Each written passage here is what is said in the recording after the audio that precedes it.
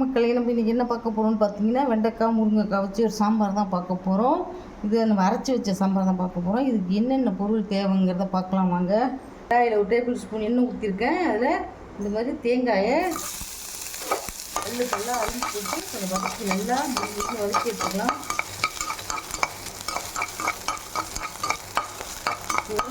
நல்லா வாசனையாக இருக்கும்.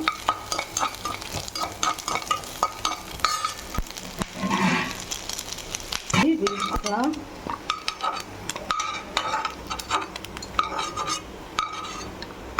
சிம்மில் போட்டுக்கலாம்.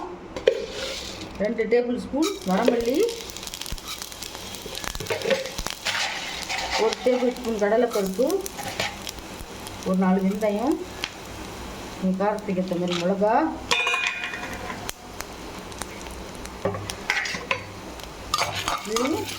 வாசனை வர அளவுக்கு வறுத்து வச்சுக்கோங்க. நல்ல வாசனை வந்துருச்சு.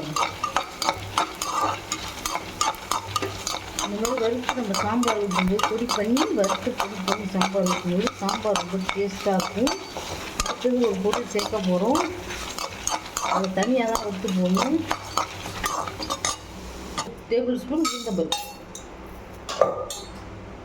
ஏன்னா அது கொஞ்சம் லேட்டாக தான் வந்து ஊற்றுவோம். அது தனியாக இருக்கும்.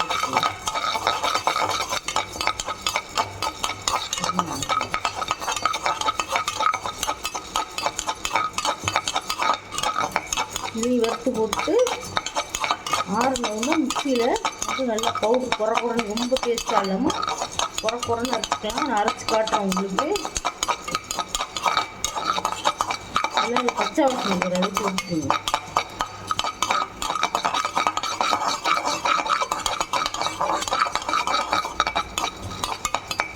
அவ்வளோதான், நான் அடுப்பு ஆஃப் பண்ணிடுறேன். இதையும் அந்த பருப்போட கொட்டிக்கலாம்.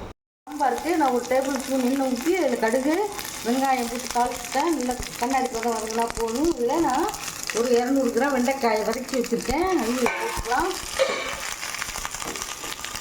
பாருங்க, இந்த முருங்கைக்காய்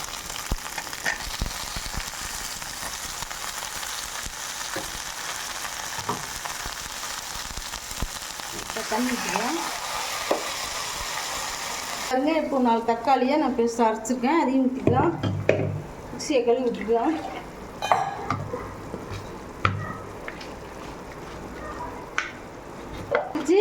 சாம்பாருக்கு தேவையான உப்பு போட்டுக்கலாம். புளி நான் எலுமிச்சம்பழம் சைஸ் புளி கரைச்சி வச்சுருக்கேன். அதை வந்து திக்காக அந்த மாதிரி கொஞ்சம் போட்டுக்கலாம். இப்போ பாருங்க, பார்த்தது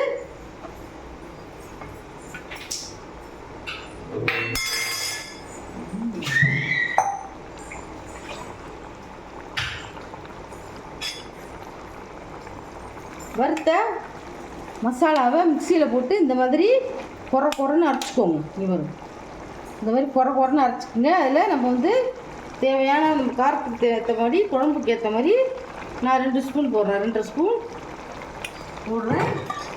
போட்டு அதையும் கலந்துக்கலாம். அரைச்சி வச்ச சாம்பார் சூப்பராக இருக்கும். இப்போ பாருங்கள், நான் 100 கிராம் பருப்பு பாயில் பண்ணி வச்சுருக்கேன்.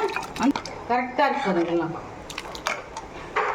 இப்போ எல்லாம் போட்டுவிட்டோம். அடுத்தது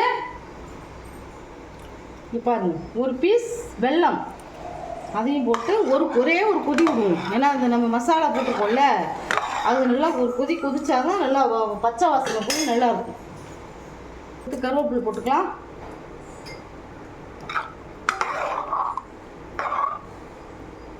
இப்போது 10 நிமிஷம் கொதிக்கிட்டோம்.